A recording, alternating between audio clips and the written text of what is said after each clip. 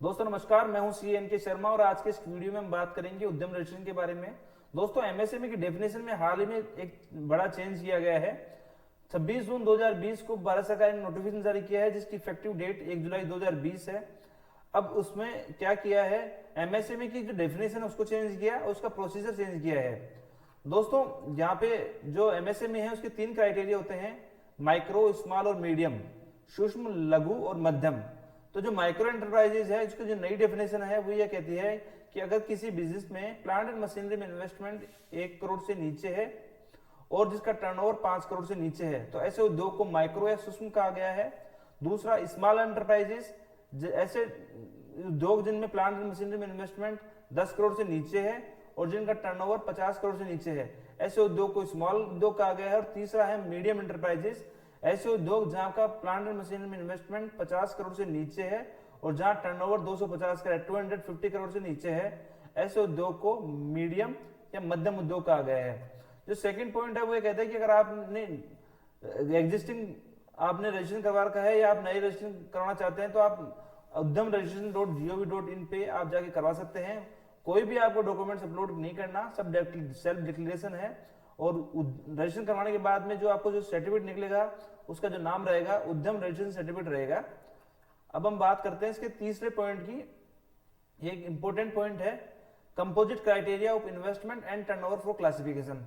दोस्तों जैसे मैंने आपको बताया कि हर माइक्रो, मीडियम और स्मॉल के लिए 2 क्राइटेरिया डिसाइड किए हैं। पहला टर्नओवर का बेस है और दूसरा उसके प्लांट एंड मशीनरी में इन्वेस्टमेंट का बेस है।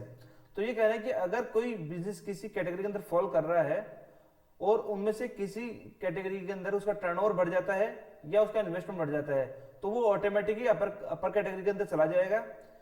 या फिर दूसरी बात यह है कि अगर कोई बिजनेस कहीं पे कौन सी कैटेगरी में फॉल कर रहा है लेकिन उसका टर्नओवर गिर जाए, एक चीज अगर उसके टर्नओवर गिर जाए या उसके प्लांट मशीनरी कम हो जाए तो वो ऑटोमेटिक लोअर कैटेगरी के अंदर नहीं आएगा जब तक उसकी दोनों कैटेगरी के अंदर वो नीचे नहीं आता। मैं इसको दोबारा बताता हूं कि अगर कोई बिजनेस किसी एक कैटेगरी के अंदर फॉल कर रहा है और उस कैटेगरी के अंदर उसका टर्नओवर अपर वाली कैटेगरी के अंदर चला गया या उसके प्लांट मशीनरी में इन्वेस्टमेंट उसके अपर वाली कैटेगरी में चला गया तो वो ऑटोमेटिकली उसकी पिछली कैटेगरी सीज हो जाएगी और वो ऑटोमेटिक अगली कैटेगरी के अंदर क्रॉस कर जाएगा। इसी प्रकार से अगर कोई बिजनेस किसी कैटेगरी में फॉल कर रहा है और उसका टर्नओवर कम हो जाए तो वो ऑटोमेटिक लोअर कैटेगरी के अंदर नहीं आएगा जब तक उसकी दोनों कैटेगरी, उसका इन्वेस्टमेंट प्लांट मशीनरी के अंदर और उसका टर्नओवर दोनों नीचे नहीं आते, तभी वो लोअर कैटेगरी के अंदर आएगा। जो इसका तीसरा पॉइंट ये कह रहा है कि अगर किसी बिजनेसमैन ने एक पैन के द्वारा कई बिजनेस रजिस्ट्रेशन करवा रखे हैं तो उन जितने भी एक पैन पे जितने भी जीएसटी में रजिस्ट्रेशन है उन सब का टर्नओवर सामूहिक रूप से कलेक्टिवली काउंट किया जाएगा इस कैटेगरी चेक करने के लिए। दोस्तों अब यहाँ पे जो मुख्य बात आती है कि प्लांट एंड मशीनरी का अपन कैसे निर्धारित करेंगे कि कितना प्लांट एंड मशीनरी में उसका इन्वेस्टमेंट है। तो अगर आप आईटीआर भर रहे हैं तो आपके आईटीआर में जो आपने प्लांट एंड मशीनरी दिखा रखी है as per income tax act 1961 के तहत तो वो आपका प्लांट एंड मशीनरी में इन्वेस्टमेंट माना जाएगा। अगर आप आईटीआर नहीं भर रहे हैं, नए बिजनेस स्टार्ट किया है तो आपका सेल्फ डिक्लेरेशन के द्वारा आपका वो प्लांट एंड मशीनरी के अंदर इन्वेस्टमेंट माना जाएगा। लेकिन ये 31 मार्च तक ही है। 31 मार्च जब कंप्लीट हो जाएगी उसके बाद में आप जब अपना आईटीआर फाइल करेंगे तो फिर आईटीआर का जो बेस होगा वो वापस उसी ऊपर वाली कैटेगरी के हिसाब से माना जाएगा। दोस्तों प्लांट एंड मशीनरी के अंदर की जो डेफिनेशन है वो एज पर इनकम टैक्स रहेगी, यानी plant and machinery shall include all tangible assets other than land, furniture, building. यानी यहाँ पे ये कह रहा है कि प्लांट एंड मशीनरी में सभी चीजें शामिल रहेंगी, लैंड बिल्डिंग शामिल नहीं होगा, फर्नीचर शामिल नहीं होगा, फिटिंग शामिल नहीं होगी। इनके अलावा जो आपने इन्वेस्टमेंट कर रखा है प्लांट मशीनरी में उसको शामिल किया जाएगा। तीसरी कैटेगरी यहाँ पे जो है वो ये कह रहा है, तीसरा पॉइंट, कि प्लांट एंड मशीनरी की जो वैल्यू कैसे काउंट होगी उसके लिए उन्होंने कहा कि जो इन्वेस्टमेंट की जो आपने इनवॉइस की वैल्यू होगी विदाउट जीएसटी विदाउट जीएसटी की जो आपकी इन्वेस्टमेंट की वैल्यू होगी वो आपकी प्लांट एंड मशीनरी की वैल्यू मानी जाएगी। अब पांचवा पॉइंट जो है वो है टर्नओवर का, कि इसका टर्नओवर कैसे काउंट हो। तो सबसे प्रमुख बात है कि एक्सपोर्ट को इसके अंदर शामिल नहीं किया गया। एक्सपोर्ट ऑफ गुड्स हो या एक्सपोर्ट ऑफ सर्विस हो, इन दोनों को ही इससे टर्नओवर में शामिल नहीं किया गया है। इसके अलावा जो टर्नओवर और एक्सपोर्ट के लिए जो डिपार्टमेंट नोटिफिकेशन ये कह रहा है कि इनकम टैक्स रिटर्न में आपने जो टर्नओवर शो किया है या फिर आपने जो जीएसटी की साइड पे जो आपका टर्नओवर है वो आपका टर्नओवर माना जाएगा। अगर जिनका पैन नंबर नहीं है वो उनका सेल्फ डिक्लेरेशन से भी टर्नओवर माना जाएगा, लेकिन वो अप टू 31 मार्च 2021 तक ही है। उसके बाद में आपका पैन और जीएसटी होना कंपलसरी है, यानी एक तरीके से 31 मार्च 2021 तक आपको छूट दी गई है। अब इसके रजिस्ट्रेशन की प्रोसेस की बात करते हैं। आपको उद्यम रजिस्ट्रेशन पोर्टल पे अपने आपको रजिस्ट्रेशन कराना पड़ेगा, जिसकी कोई फीस नहीं है, और जो भी आपकी इंफॉर्मेशन है वो सेल्फ डिक्लेरेशन होंगी, आपको कोई डॉक्यूमेंट्स अपलोड नहीं करना है। जो इसका प्रमुख डॉक्यूमेंट्स है वो एक ही है, वो आधार कार्ड।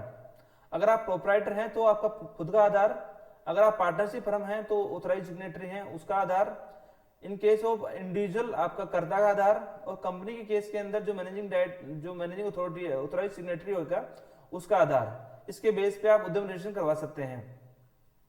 दोस्तों एक एंटरप्राइजेज यानी एक बिजनेस का एक ही उद्यम रजिस्ट्रेशन होगा, उससे ज्यादा उद्यम रजिस्ट्रेशन नहीं करवा सकता है, यहाँ पे ये बात स्पष्ट रूप से कही है। अब जो व्यापारी या जो बिजनेस जिन्होंने ऑलरेडी 30 जून से पहले अपना एमएसएमई पे पोर्टल पे रजिस्ट्रेशन करवा रखा है, वो लोग जब आप उसकी साइट के ऊपर जाएंगे तो वहां पे एक सेकंड ऑप्शन मिल रहा है, if you are already registered. तो आप लोग अपने जो पुराना जो एमएसएमई रजिस्ट्रेशन उसके नंबर के द्वारा इसके अंदर लॉगिन करके अपना नया रजिस्ट्रेशन करवा सकते हैं। उसके लिए आपको कोई फीस पे नहीं करनी, आपको जो अपनी इंफॉर्मेशन है जो रिक्लासिफिकेशन के द्वारा है वो अपडेट करनी है केवल। अब जहां जो कुछ पॉइंट इंपोर्टेंट पॉइंट ये है कि आपको अपने जो पोर्टल के ऊपर अपना जीएसटी नंबर, जीएसटी और इनकम टैक्स की जो आईटीआर की जो डिटेल है वो अच्छे से इंफॉर्मेशन की मतलब ऑथोराइज या सही सूचना आपको भरनी है इसके अंदर। यहाँ पे आपको गलत सूचना ना भरी है, नहीं तो आपके हिसाब से आपको जो एमएसएमई के बेनिफिट हैं वो आपको नहीं मिल पाएंगे।